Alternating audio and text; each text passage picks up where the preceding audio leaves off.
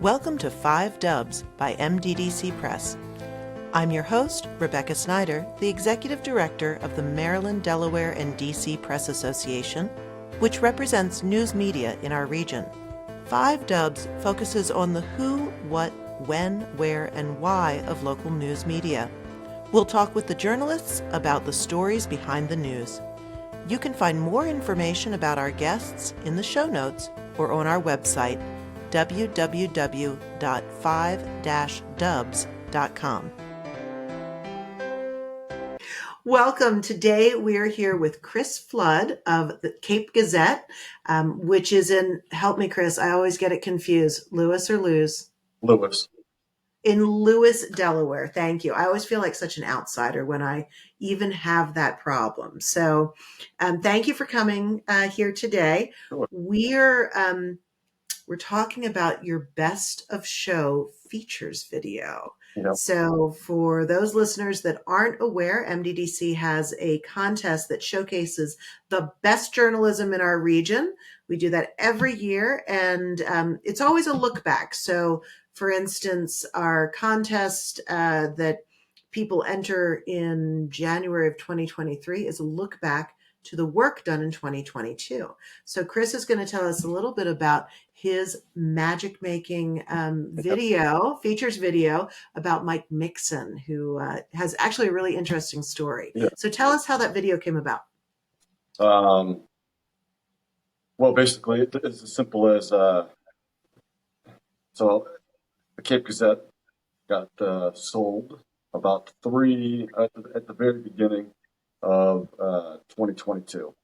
Mm-hmm. And what happened as part of that was that the former publisher, Dennis Forney, he no longer had a column, and we needed to fill that space. And so myself and another colleague of mine, Ron MacArthur, instead of we take turns, we do it every other week.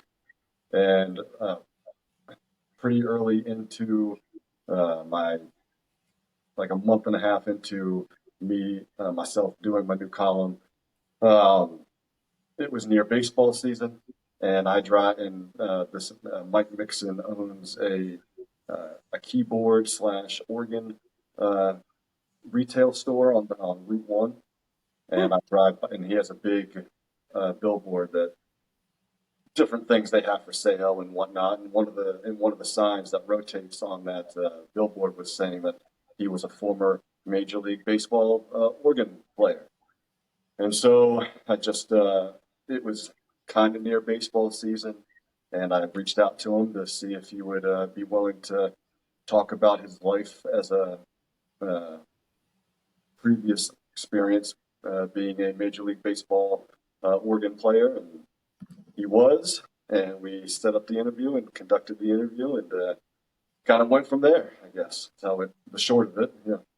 Well, and it's such a great story. And for those of you who are listening, we'll put in the show notes the link to the article and the video, because what a great story he has. I mean, and I feel like there's all sorts of little characters hiding away in communities, well, across the country, and certainly in Lewis and surrounding Delaware. So what, it sounds like it was a column that just, found something interesting, decided to run with it.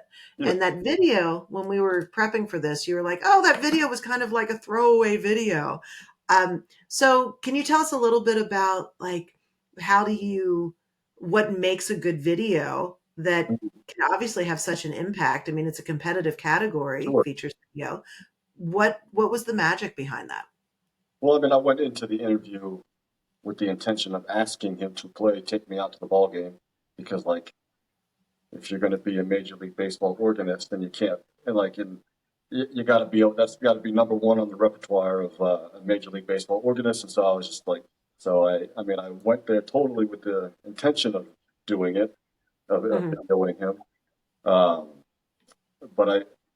I hate to say it's a throwaway video. I just didn't do any. There's just no magical production to it. Is how I would describe it. There's a I set up a tripod. I set my camera up on my phone on a tripod.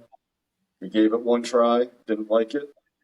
and he gave it a second try, and he liked it, and that was that, and that was what, and that video was what the world has seen, I guess, or you know, or the readers of the Cape Gazette have seen, and so that's kind of how, exactly. I mean, I don't know. Mainly, I thought it was interesting, and Yeah. I think a lot of reporters will tell you that that's the kind of the threshold. If they think it's interesting, then other people will find it interesting. So that's Mhm. kind of my approach.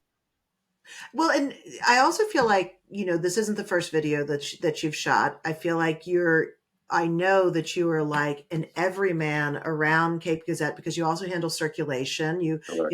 You're a reporter. You do so many things for that organization.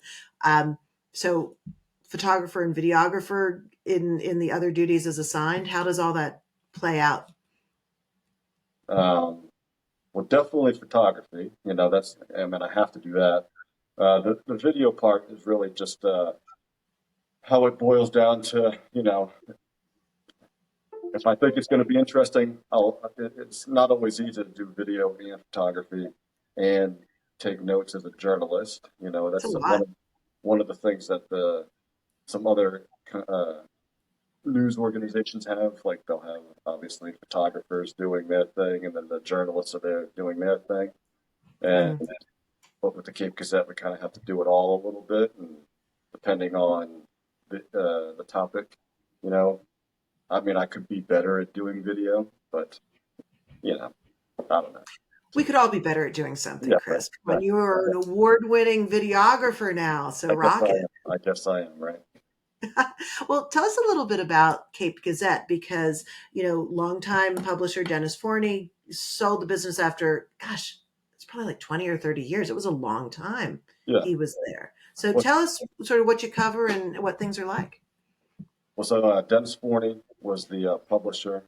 A woman named Trish Vernon was the news editor. They were co-owners together. They founded the company in 1993, and they sold it at the very. I mean, I think technically the documents were signed on December 31st, 2021. Mhm. And so, and then the person who took it over is a guy named Chris Roush, who, I mean, he hasn't been with the company the whole time, but he started working, I believe, in I want to say of the 30-year history of the Cape Gazette, he's been here at least 20 years, and Mhm. so it stayed independently owned and operated, and we cover, you do want to know, so we cover Lewis, and we cover Mhm. Rehoboth Beach, and we cover Dewey Beach, and then we cover Milton, and then we cover the surrounding county area, and uh, and that's kind of the beach, the beach area of what's called the Cape region. And Mhm. I don't know, what else would you like to know about that? Well, what's always like fascinated me about Mhm. the beach papers is that, your population probably quadruples in the Sure. summer, maybe even more, and like how you continue to serve your community. In the winter, you're probably, you're the tight-knit community paper Sure. covering all these other things, but in the summertime, you have a lot of different constituencies. And also, I would think sometimes in the winter, you have homeowners who are interested in what's happening in the community, but they're living somewhere else, Oh yeah, no because you have doubt. a lot of vacation properties. So how do you balance it all? Um, we kind of just do our thing. Honestly, it's there's not. I don't know that there's a great. Well, there's not a great. We don't like do anything different in the summer than we do in the winter, so to speak. Mhm. Um, we we have a summer publication, which was in the years past called the Beach Paper, and this year we changed it to something called the Current. And so it was a bit of a change in that, but that publication is geared specifically toward like the summer crowds. Mm. It's got the calendar, it's got nightlife type stuff and more featurey type stuff. But Cape Gazette readers really do, with so many people moving to the area, the people who read the Cape Gazette kind of demand that we continue to cover the municipal government side of things of Mhm. the beach and Lewis and Dewey and Milton and the county, and then that, I mean, that fills the paper. Like you cover that, and then we cover, and then we take a lot of pride in, we don't cover every event because it's impossible to cover every event, but we do cover a lot of events, Mhm. and we take a lot of pride in that. Like if someone's having a fundraiser, we'll go and we'll take pictures and we talk with people, and it could be and it could be a real big event that's going to raise a lot of money for a well-deserving organization, or it could be a little event that's not going to raise very much money, but uh, us covering it might be the only press they get. Right. And so like that's, and then, and we cover high school sports to a degree that like is just not common these days anymore in terms of we show up to games and we take pictures, and in a world where a lot of people only have photos on their phone and stuff of that Mhm. nature. Like we provide the local community hard copies of things that parents and grandparents and aunts and uncles can cut out and throw on their refrigerators and stuff like that. Because people do. Because like Johnny's in a paper, and someone will call and say, "Can I get 20 copies of the paper?" Wow, Because they want to mail it to people who stuff. And it's that's great. yeah. So it's honestly, if anything, what we don't really change what we do from summer to winter or anything like that. There's just more events to cover, like Mhm. in the summertime, if anything, there's not very many events to cover because people are here to go to the beach.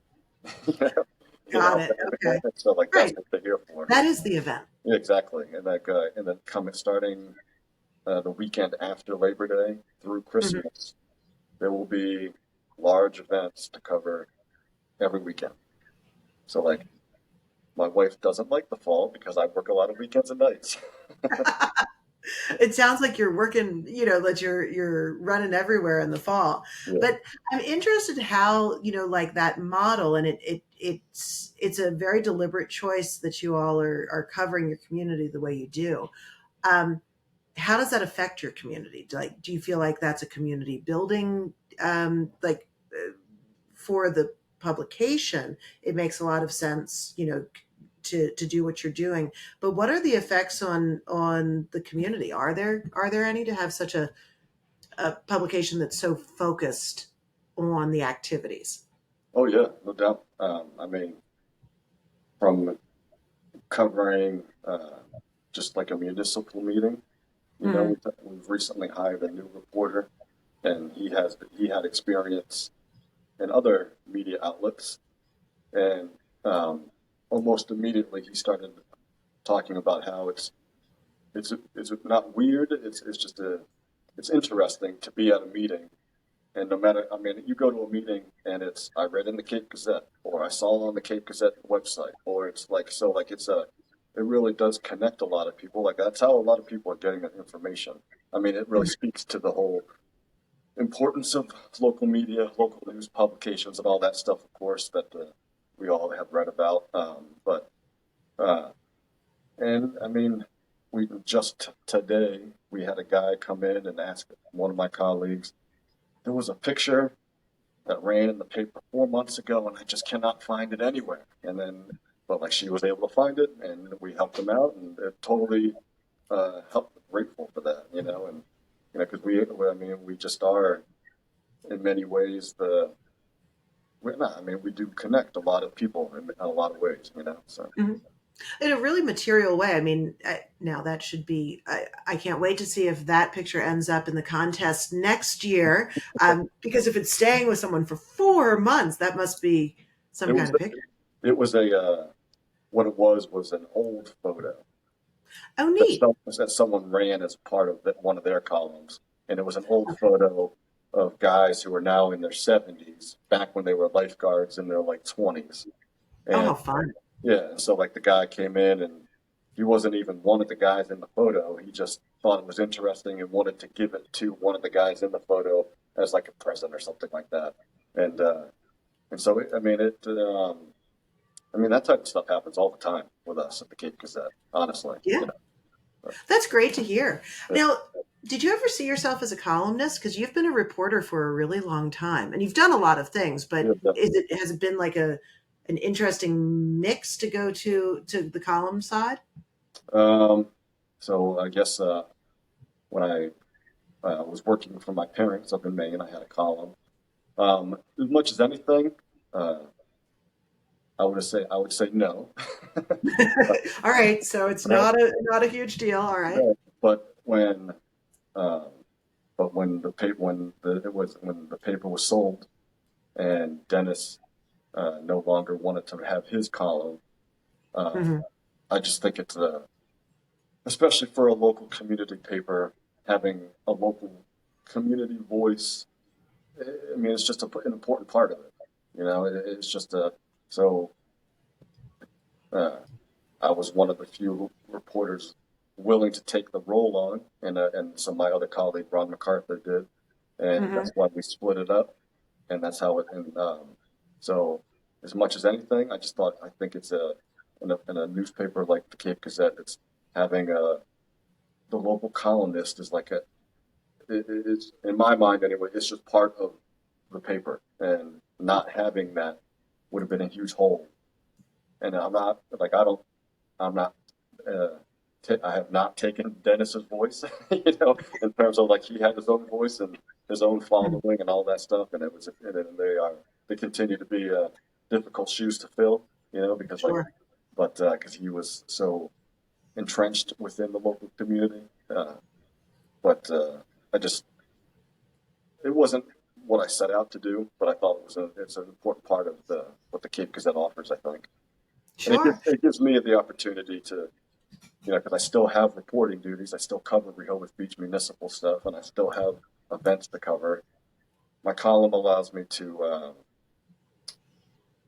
follow up on issues, or I drive around because of my job. I'm driving around all the time, and I see Hmm. little things that like, oh, that wasn't there last month, or that's something new, and my column gives me the opportunity to follow up on some of that stuff. So it really is sort of whatever strikes your fancy. And actually, I loved in your column, you really were like, I drive this way all the time, and I Yeah, see this sign, and I just thought it would be cool because of the baseball season coming up. basically, Um, and so basic is that the theme of your column, just in general? yeah. Chris driving around. I guess I'm still only about a year and a half into it, so I haven't had too many reasons to. I recognize that columnists do take people to task, and Mm-hmm. that there is a voice, there is an opportunity for that, and there's a voice for that. Um, I haven't had much reason to do that yet. I'm still, that's not really what I want my column to be about. But I guess if an issue, I feel like if an issue needs it, I'm not afraid to do it. I guess, but that's not really, more just what the hell is that? Sorry. Uh, You're okay. you We're know, what is that thing? And it wasn't there a little bit ago, and now it is, and what's going on? So Mhm. But that sounds really cool. And so earlier you had said you were an old hand at being a columnist because you were working for a publication in Maine that was owned by your parents. But right. you have like a really deep newspaper family or news media family Yeah. history, Hmm. sort of all up and down the East Coast. So tell us a little bit about that history, but then also like how that shaped how you look at news now. Um, so my I guess I'm a third generation reporter journalist. My grandfather uh, was James Flood, who he actually recently passed away, but he's the MDVC Hall of Fame member, and so Hmm. he he uh, he worked for the Wilmington News Journal back in the '60s, and and whatnot, and then he ended up starting a company called the Dover Post Hmm. and then ultimately my dad and pretty much all of his siblings worked for at one point or another through the '80s and '90s, and Hmm. then but when my parents and I had nothing to do with me. my parents moved to Maine when I was, I think, third grade was when my first year up in Maine, and they started their own publication company, doing. And by the time they sold their company in the early 2000s, they had 5 weeklies, Mm, doing free distribution. The free distribution model where like basically everybody in the community gets a copy. Like and then we went to the and so there's 20,000 people in the town. 20,000 people are getting a copy, unless you mhm. specifically say you don't want one. And there are those people anyway. Right. But and then I kind of got out of it for a little bit, uh, and then I don't know. And the way it affects is that it definitely just does. It just makes you notice those things because I grew up with a dad who was like, "Oh, that is new," or "That is something and stuff of that nature," and so he very much shaped the observational skills of certain things, you know, Mhm, and then my mom did all of she did like the payroll and all of that stuff, and so that shapes things about related to like oftentimes businesses, like one person gets a lot of credit for making a business work, but there mhm. are people behind the scenes who are doing a lot of work to make it work, to make it so that one person can do what become the face of the company, that type of stuff. Yeah. So Well, like even now, when I think many members of the public will, if you ask, like, oh, who they think only journalists work at the newspaper or correct. in a news media organization. And it takes so many other people to kind of make that model work, make those stories happen, and make sure it gets delivered out. That it is, having that kind of view of that collaborative way. And it sounds like you've always worked or been involved in really small towns. Yeah, So I mean, in some ways, when you are part of the newspaper, the news media organization, I guess it was all newspapers back in your yeah, formative years. correct. Um, like how does being part of that community and in a tight knit community, is it strange when you're like, oh, that's the newspaper's kid or that's the journalist? Do people relate to you in a different way because they know that you're reporting on things, or are they just appreciative to know you? It's both. Right? No, no, no.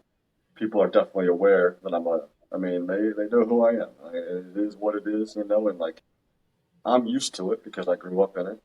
It's kind of like before there was people posting pictures on Facebook. My dad had a column, and occasionally, if he didn't have something to write about, there were updates on his kids. Like that type of thing. So, like, I mean, I'm just used to it to some degree. It took my wife some getting used to because people, I have the last name of Blood, and so it's a name that's uh, recognizable. The last name is, and then and she just it took her some getting used to. If anything, because people come to her and be like, "Oh, your husband should write about blank," and then and now that my kids are getting older, some of their friends have parents who are aware that that of who they are related to me, that type of stuff. And so um, I'm used to it, I guess, to some degree. I've been doing it for so long that it doesn't really affect me too much. I'm used to being out in events and people yelling my name and turning around and being like, I don't know who you are, but that's cool. I'm glad that you know who I am because that's how I want it to be. That's Right. how people, and then it encourages people to email or call me or do other things. So Well, it sounds like you just are really kind of integrated into the life of the community. You live there, you report there, you know people. And I think that makes for like that is what local news is, and mhm. that's what makes it so powerful. You are that sort of connecting organ, so to speak, Sure. for a community to help them, celebrate like the fun, quirky things like Mike Mixon Sure. um, playing and it's the old school organ. Like that was not like, let's try and sound like a piano. That was like Oh yeah, organ. no, it was, yeah, That was fun. exactly, exactly. But you're celebrating people like that, and you're also informing about, like what's happened at the latest town hall meeting that's going to affect everybody in the Hmm. community. So it's a really, I think it's an interesting place to sit. So, and it's obviously kept you coming back time after time. Um, so what's as we wind down, I want to give you the last word on sort of what you see either coming up next for yourself or why local news matters to you.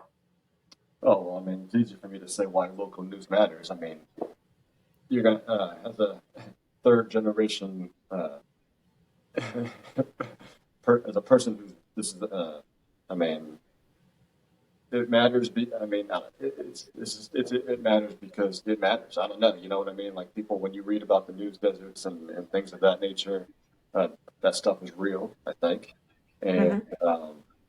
it matters because we have a product that people subscriptions continue to grow as of right now. You know, and a lot of our web traffic is actually not even from this area. It's from people who have second homes who come here. So like, the people who live in the communities are still small enough that you're going to find out probably if something happens. But uh, our web traffic shows that people who have second homes here are still interested. And so we're providing that information to people. And um, I mean, it's just important. I don't know. It's difficult for me to really put into words because I mean, I've just grown up into it. Like it's just been entrenched in my life, my whole life. Like I mean, I'm 42 years old, and for 42 years now, newspapers have been a part of my life. So it would be difficult. I mean, it would be difficult to think of my life without them. To be honest with you, but Hmm. so it's just that continues to drive and continues to. Uh, want me to do cover municipal government, but also the little things too. So Hmm. Well, I do feel like it's those little things. It's a combination that all knits a community together, and you wouldn't, people would not be as engaged with their community. They almost couldn't be if the Cape Gazette wasn't there. So exactly. thank you for doing the work that you do. I can't wait to see what award-winning work you produce for the contest next year, Yeah. and we'll check back in with you again soon. All right. Thanks, Rebecca. Sure thing. Thank you. Thanks for listening to 5 Dubs with Rebecca Snyder. Please subscribe and leave us a 5-star review wherever you download your podcasts so that others can find us. What do you want to know about local journalism? Email me at rsnyder, SNYDER, at mddcpress.com. Interested in supporting our podcast and journalism? Please donate to our 501c3 Press Foundation. Find out more and see the full episode list and show notes at www.5-dubs.com.